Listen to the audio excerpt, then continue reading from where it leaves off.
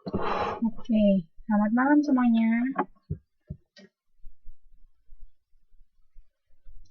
Kita mulai aja ya, 6 orang ini.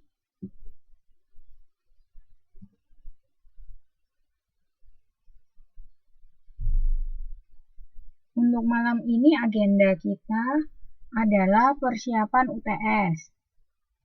Kalau dari jadwal yang di launching akademik, hari ini harusnya UTS.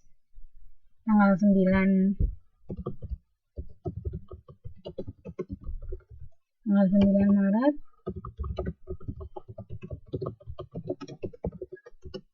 Berdasarkan kesepakatan kita sebelumnya di awal pertemuan, jenis UTS untuk bahasa Indonesia adalah take home test.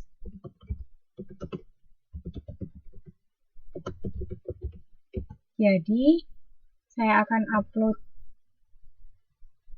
materi soalnya, lalu saya tentukan deadline-nya kurang lebih 3 minggu ke depan, yaitu 6 April.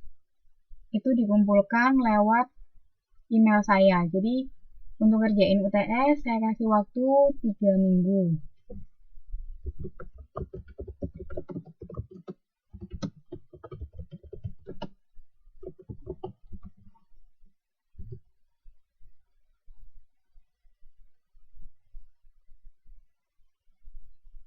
Sebelum saya upload materi dan soal-soal UTS-nya, hari ini kita mau kuis dulu, tebak-tebakan dulu sebagai persiapan untuk menghadapi UTS nanti.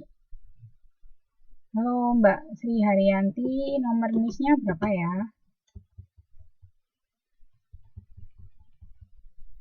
Mbak Sri Haryanti nomor 71 ya?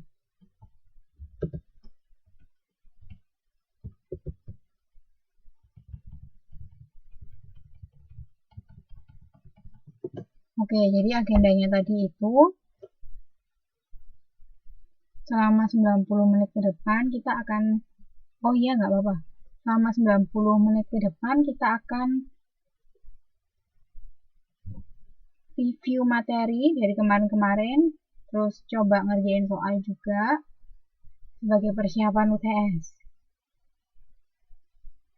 Oke, sebelum saya masuk ke persiapan UTS-nya, saya mau tanya gimana progresnya mengerjakan pidato.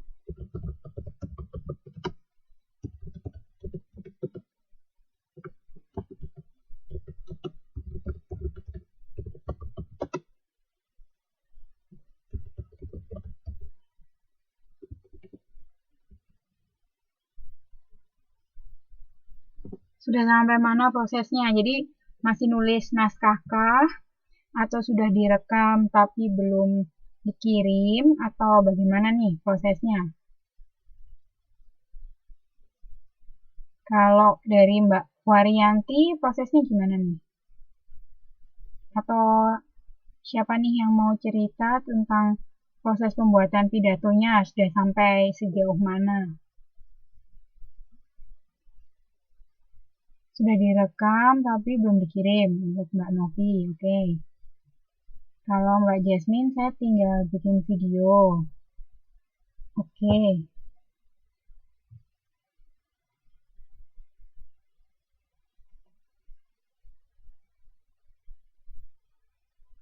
Oke, tapi kalau misalkan pidatonya sendiri sepertinya sudah jadi ya, naskah pidatonya itu sudah jadi, hanya saja masih dalam proses merekam ataupun mengirim ke saya. Oke, Mbak Rianti merekam tapi gagal kirim. Oh iya, nggak apa, masih ini kok, masih saya buka, masih saya terima untuk yang mau ngirim pidato.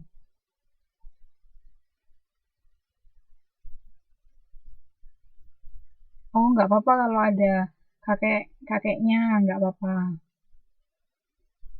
Naskah sudah, iya, memang kebanyakan sudah siap naskahnya, hanya belum ininya ya, belum eksekusi perekamannya atau mungkin pengirimannya.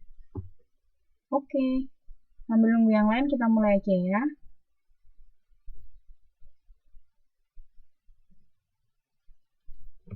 Nah, modulnya sudah dipegang semua belum?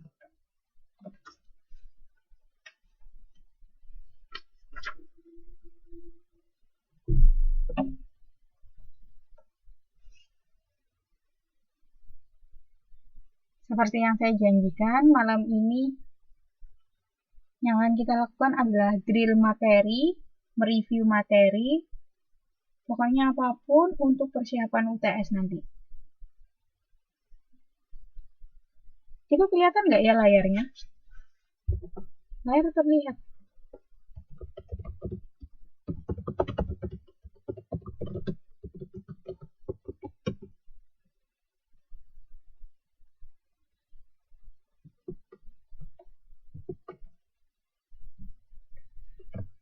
Oh, maaf.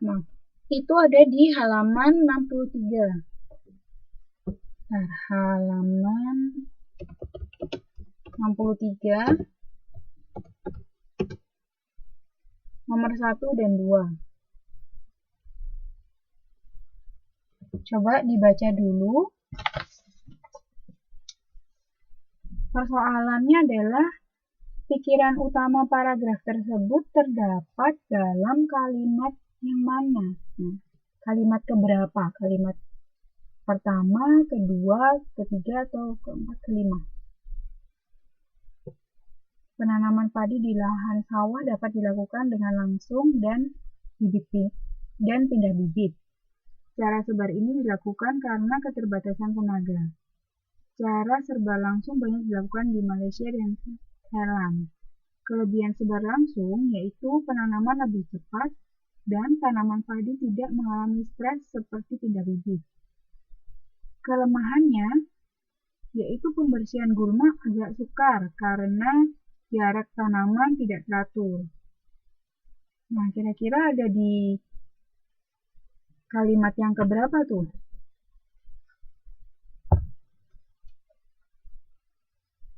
Semuanya menjawab A. Ada yang punya jawaban lain?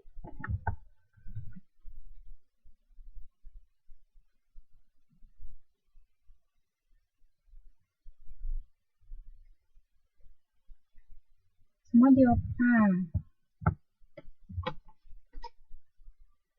Kalau misalkan ditanya alasannya, ada yang bisa kasih argumentasi nggak? Kenapa kok jawabannya yang A? Kenapa pikiran utama paragraf tersebut ada di kalimat yang pertama?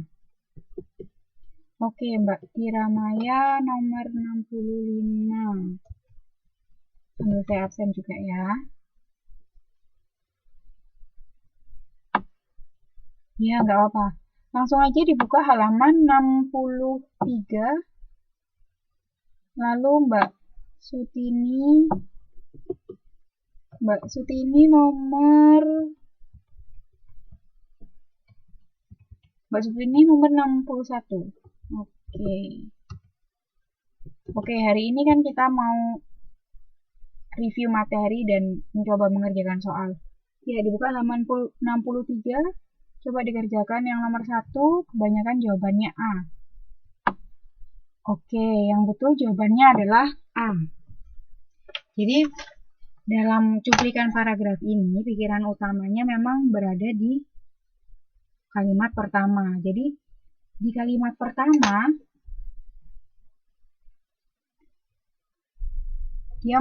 si penulis ini langsung memberi tahu kepada para pembacanya bahwa ini loh, penanaman padi di lahan sawah bisa dilakukan secara langsung dan pindah bibit. Ini adalah pikiran utamanya. Inti dari paragraf itu ini. Nah, setelah itu kalimat kedua, dia memberikan jabaran-jabaran atau penjelasan-penjelasan. Cara sebar ini dilakukan, mengapa persebaran ini dilakukan? Oh, karena keterbatasan tenaga. Lalu kemudian penjelasan-penjelasan berikutnya. Oke. Mbak Orianti menjawab karena kalimat berikutnya merupakan pengembangannya. Betul. Jadi yang kalimat yang pertama itu intinya, lalu kedua itu adalah penjabaran-penjabaran dan pengembangan-pengembangannya. Oke, kalau nomor 1 nggak ada masalah, kita lanjut yang ke nomor 2 ya.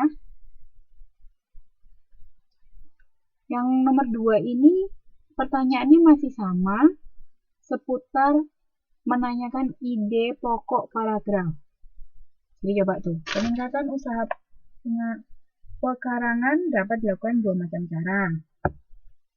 Intensifikasi dan ekstensifikasi. Intensifikasi dapat dilakukan dengan cara meningkatkan penguasaan secara optimal, sedangkan ekstensifikasi antara lain dilakukan dengan cara mengubah sawah menjadi pekarangan.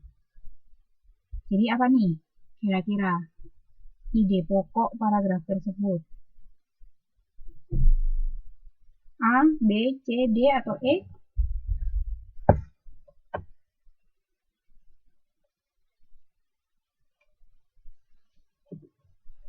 Mbak Ayu menjawab D. Ada yang punya jawaban lain? Oke, Mbak Santi, Mbak Sutini, dan Mbak Waryanti semua menjawab D ya. Kalau Mbak Jasmine, ada jawaban lain? Mbak Sri Haryanti juga menjawab D. Kayaknya sepakat nih, kompak. Ya, betul. Jadi, ide pokok paragraf tersebut memang cara meningkatkan usaha pekarangan. Jadi, si pengarang ini, si penulis memberitahu kepada para pembaca, hei para pembaca, ini loh, usaha meningkatkan pekarangan ini ada dua macam. Nah, apa saja? Nah, baru di kalimat-kalimat tersebut adalah contoh-contohnya atau penjabaran-penjabaran. Namun idenya yang akan dibicarakan adalah ini, yaitu usaha pekarangan.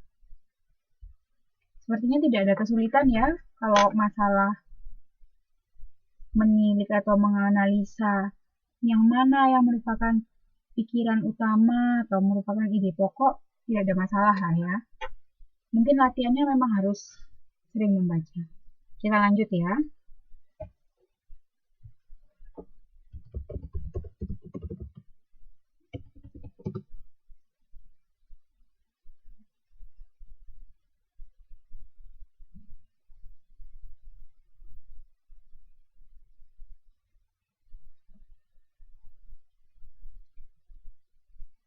Lanjut di nomor 3.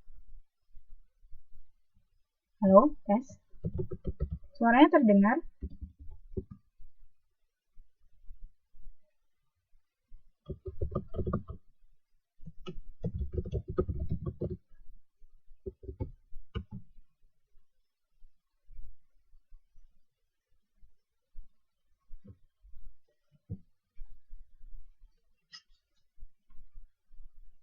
Itu kelihatan nih layarnya, nggak ada masalah ya. Itu lanjut yang nomor 3 yang bawahnya. Masih di halaman 63.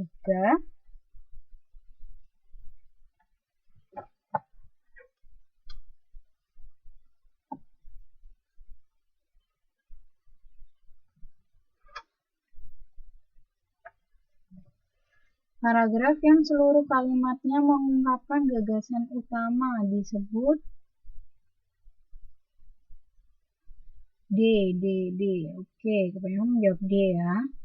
Oke, sekarang saya jelaskan satu-satu apa itu deduktif, apa itu induktif, apa deskriptif, dan apa itu argumentatif. Kalau yang deduktif, masih ingat nggak?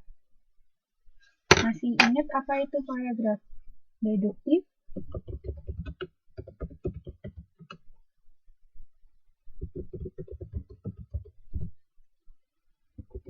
Masih ingat? Deduktif, induktif. Waktu itu seingat saya udah pernah kasih ini ya. Kasih bocoran bagaimana cara mengingat deduktif dan induktif. Nah, ada yang masih ingat nggak? Deduktif itu apa? Mbak Santi menjawab, deduktif adalah paragraf yang pola kalimatnya ada di di depan. Kira-kira benar nggak ya? Betul nggak? Nah, cara mengingatnya tuh gini. D depan. D depan. Nah, jadi paragraf deduktif adalah paragraf yang pikiran utamanya atau ide pokoknya ada di depan paragraf. Kalau induktif ada di ide pokoknya ada di belakang. Nah, itu ya udah bisa lah ya deduktif dan induktif. Lalu kalau deskriptif masih ingat tidak yang waktu semester 1? Nah, kalau deskriptif itu jenis paragraf yang menjabarkan atau menceritakan seolah-olah objek yang diceritakan ini ada di depan mata. Kalau yang argumentatif, nah argumentatif baru saja kita pelajari kemarin, menulis argumentasi ya. Nah, berarti betul nih jawabannya nomor 3 yang delta. Ya, dia argumentatif itu mengungkapkan pendapat, analisis. Jadi paragraf yang seluruh kalimatnya merupakan gagasan utama disebut paragraf ekspositoris.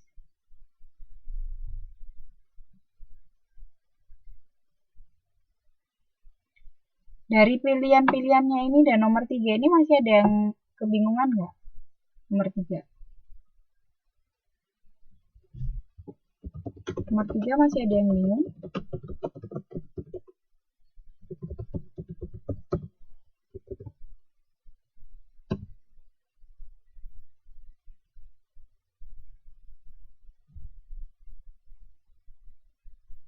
Kalau tidak bingung, kita lanjut ke yang nomor 4.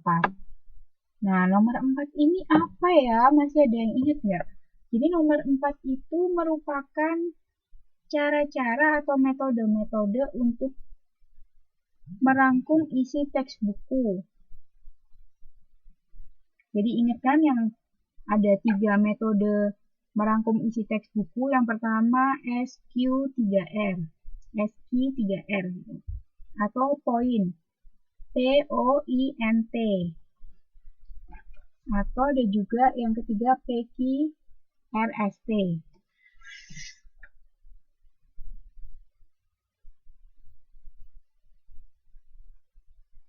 Oh, ada pertanyaan. Klausa yang deduktif dan induktif hanya digunakan dalam paragraf atau karangan argumentasi ya. Yang lainnya apa sama? Oh, jadi gini. Deduktif dan induktif itu bukan tidak bisa dimasukkan dalam argumentatif. Bisa. Masih ingat nggak? Salah satu pola pengembangan argumentatif adalah deduktif, induktif, dan sebab akibat. Deduktif dan induktif itu adalah penempatan ide pokoknya. Ide pokok suatu paragraf itu.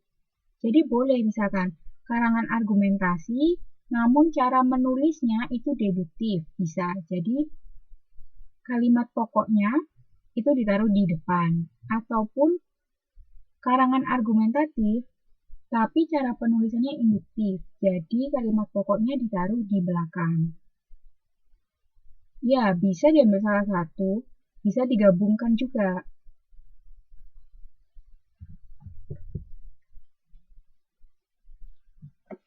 Seperti yang ada di halaman 56. Jadi pola pengembangan argumentasi kan ada 3 tuh. Ada deduktif, induktif, dan sebab akibat. Jadi deduktif dan induktif itu adalah penempatan dari kalimat utama atau ide pokok suatu paragraf. Nah, kalau argumentatif ini adalah jenis karangannya.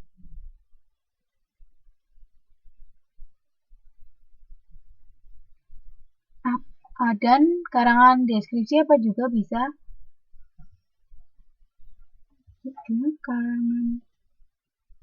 Jadi bisa diambil salah satu, iya bisa diambil salah satu.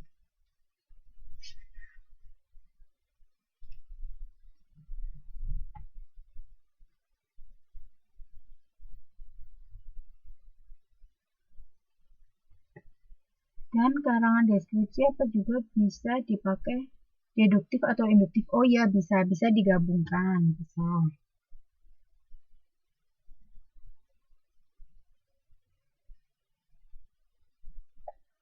Ya, bisa digabungkan. Jadi, seperti tadi, kalau yang namanya narasi, argumentasi, eksposisi, lalu deskripsi, itu adalah jenis karangannya. Lalu kalau deduktif dan induktif itu adalah penempatan dari kalimat utama suatu karangan itu. Masih bingung atau sudah jelas? Masih ada yang ditanyakan?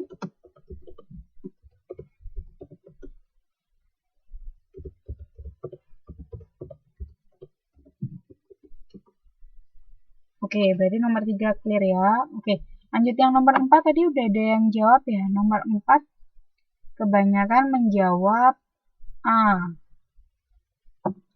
atau survei. Mari kita baca. Melakukan pengamatan awal secara sekilas mengenai identitas buku dan gambaran buku. Merupakan metode apa? Survei, question, read, recite, atau review?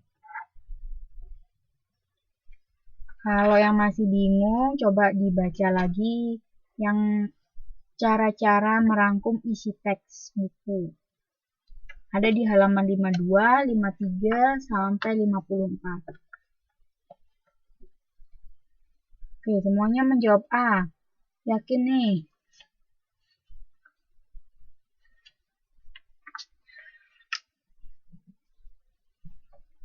Oke, yakin. Yang betul adalah jawabannya A. Tidak ada masalah ya yang untuk pilihan-pilihan ini. Kalau misalkan nanti masih bingung apa itu read, apa riset, atau review, coba dibuka lagi yang halaman 52 sampai 54 lagi ya. Ini memang istilahnya menggunakan pakai bahasa Inggris, tapi bisa cara mengingat-ingatnya dilihat dari artinya aja. Kayak read, artinya oh membaca. Diingat-ingat arti bahasa Indonesianya. Oke, lanjut ya.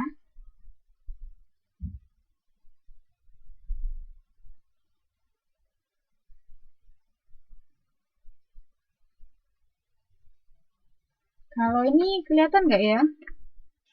Lanjut ke nomor 5. Layarnya terlihat jelas.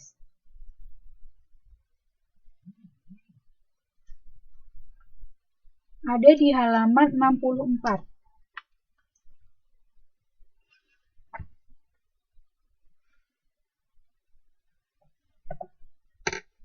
Oke, ada yang menjawab B. Banyak kan menjawab B ya. Overview merupakan salah satu cara meringkas buku dengan cara kalau A, langkah awal bagi pembaca dalam menentukan tujuan. B, melakukan peninjauan awal secara sekilas. C, melakukan tinjauan sekilas dan memutuskan untuk membaca. D, membuat catatan. E, menguji diri sendiri. Nah, pertanyaan ini sama ya, intinya harus baca halaman 52 sampai 54. Ya, betul jawabannya yang B. Jadi melakukan peninjauan awal secara sekilas mengenai keseluruhan untuk melihat garis besar isinya. Nah, kalau ada yang bingung antara B dan C, bagaimana cara memutuskannya? Kalau yang B itu, ini bisa dilihat ya, yang B, dia poinnya adalah melihat garis besar. Nah, cara membedakannya kalau overview itu dia melihat garis besarnya. Jadi setelah dilihat secara sekilas, kemudian dia menarik garis besarnya.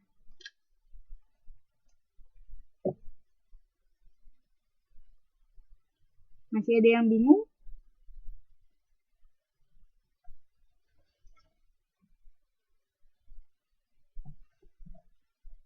Kalau tidak bingung, kita lanjut yang ke nomor 6 ya. Lanjut yang nomor 6.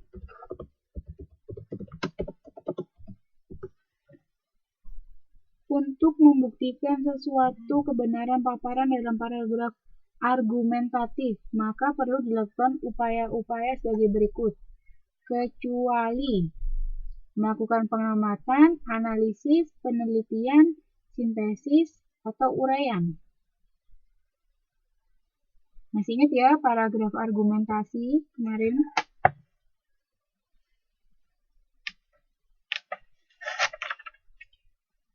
Kalau masih belum ingat, masih goyah, coba dibuka halaman 55, itu memahami penulisan paragraf argumentasi. Itu ada ya, paragraf argumentasi adalah paragraf yang bertujuan membuktikan sesuatu melalui pengamatan, analisis, penelitian, dan sintesis, serta dapat mencantumkan angka grafik sebagai kebenaran paparan paragraf tersebut. Jadi jawabannya adalah E, uraian. Jadi usaha untuk membuktikannya itu lebih ditekankan pada yang A, B, C, D itu tadi. Jadi melalui pengamatan atau riset, membaca literatur, kemudian melakukan analisis, penelitian, kemudian sintesis.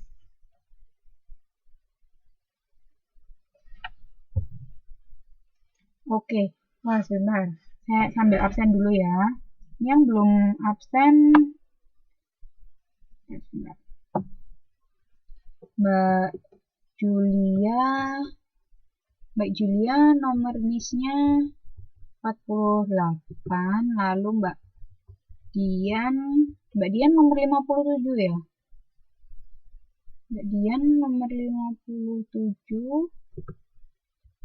Kemudian Mbak Nikmatus nomor 76.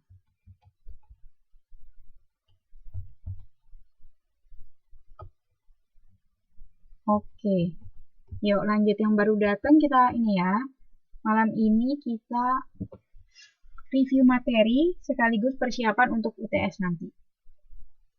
Kalau nggak ada pertanyaan untuk nomor 5 dan nomor 6, kita lanjut nih. Lanjut ya.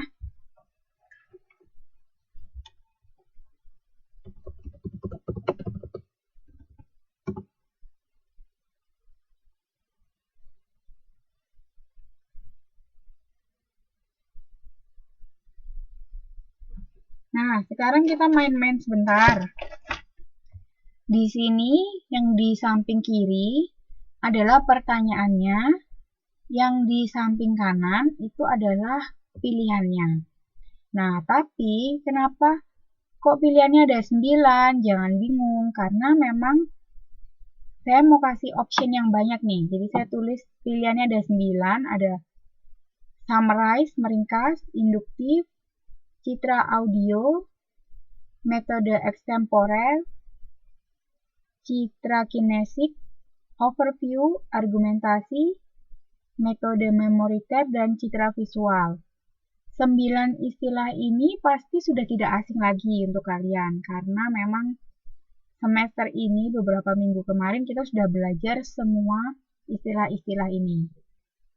Nah, yang saya mau teskan adalah apakah kalian masih familiar, apakah kalian masih paham atau sudah paham atau masih bingung tentang istilah-istilah ke-9 istilah ini.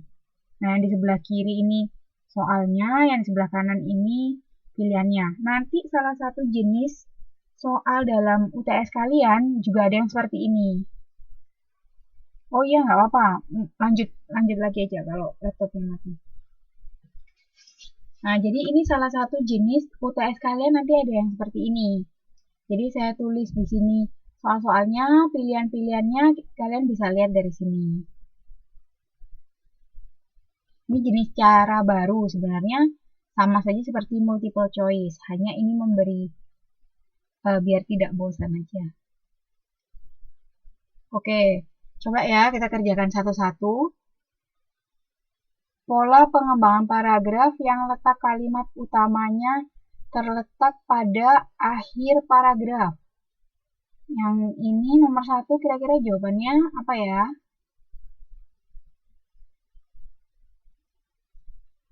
Nah, pilihannya ada di sini. Sebenarnya kalau inget sih nggak masalah. Kalau misalkan masih goyah, masih apa ya, belum pasti, pilihannya ada di sebelah sini. Semuanya ada 9 ini. Semua menjawab induktif. Oke. Kalau Mbak Dian menjawab induktif juga. Mbak Nikma, menurut Mbak Nikma jawabannya apa?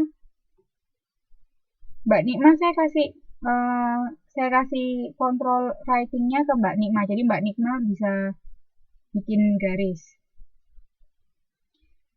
Kemarin udah sering ya nyoba beberapa kali yang interaktif, pelajaran interaktif seperti ini. Atau Mbak Sri Haryanti juga bisa.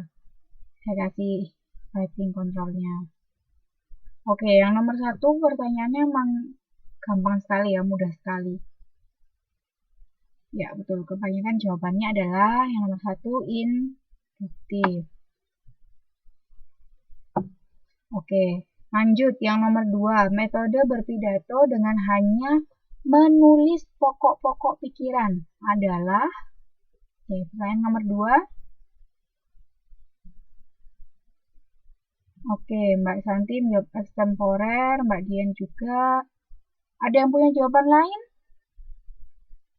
Atau mungkin ada yang punya jawaban ini, metode memoriter.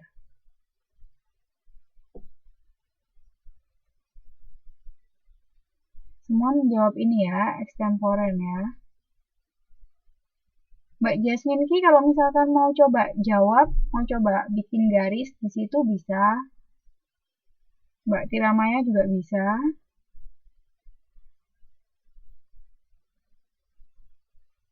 Oke, udah bener ya nomor 2.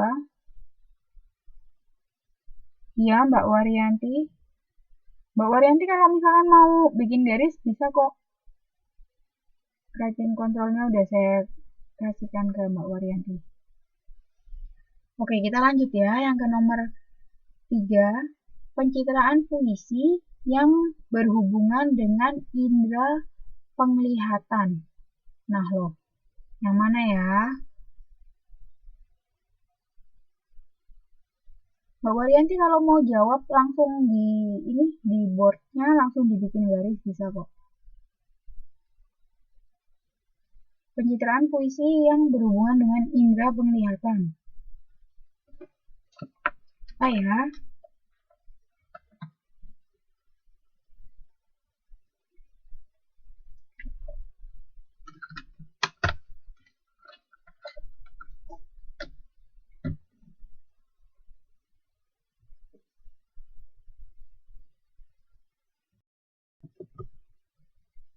Nanti kalau misalnya waktu mengerjakan yang di UTS, tidak usah ditarik garis seperti ini, hanya tinggal langsung saja dikerjakan. Misalkan nomor 1 ini sama dengan induktif, nomor 2 sama dengan extemporer, nomor 3 sama dengan visual.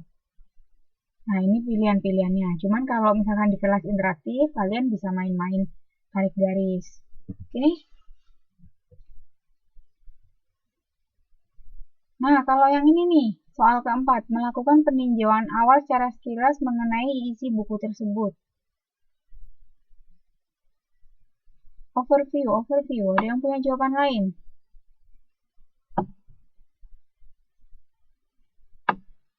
Bukan yang ini, summarize, meringkas, bukan. Mungkin ada yang punya jawaban lain? Semua lagi pada kompak ya, overview. Oke, berarti gampang ya yang pertanyaan jenis seperti ini. Ini 9 pilihannya ini hanya untuk mengecoh saja. Oke, kalau dari soal-soal dan pilihannya ini masih ada yang bingung?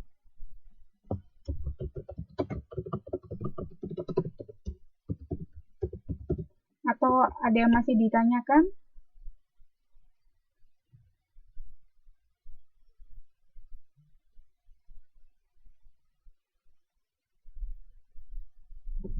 Kalau tidak bingung, kita lanjut ya.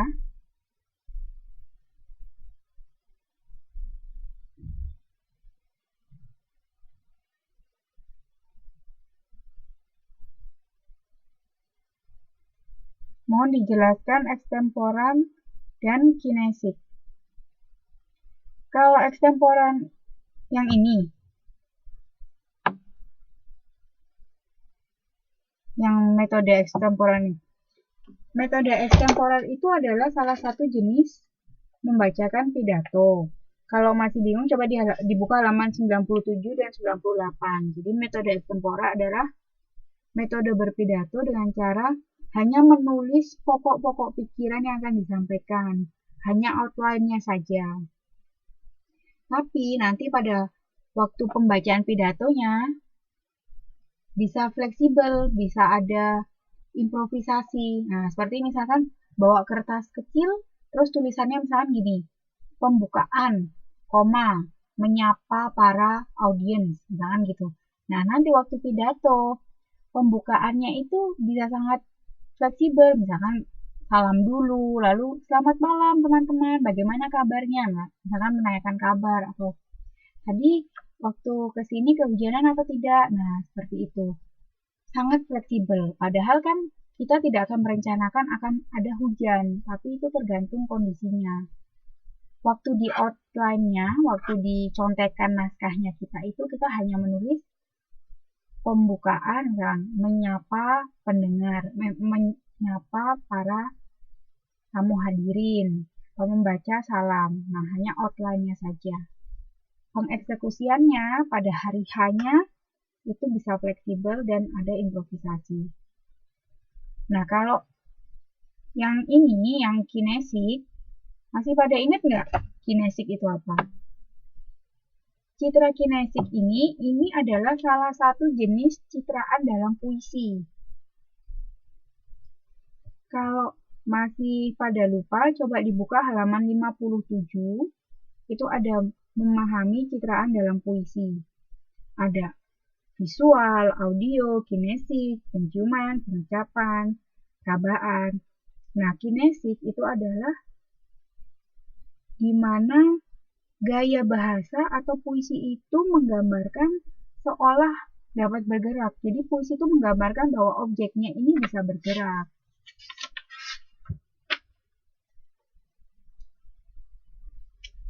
Nah, ini pilihan-pilihannya ini, semua saya gabung semuanya istilah-istilah ini, memang untuk mengetes teman-teman, apakah teman-teman masih ingat atau tidak? Atau masih bingungkah kalau misalkan saya campur aduk semuanya?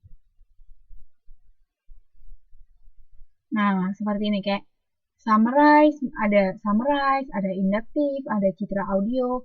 Kalau kalian masih masih goyah, berarti ada salah satu dalam subbab, entah subbab dalam yang isi meringkas buku, atau mungkin yang jenis paragraf, atau yang citraan dalam puisi, pasti ada yang belum paham atau yang belum mantap.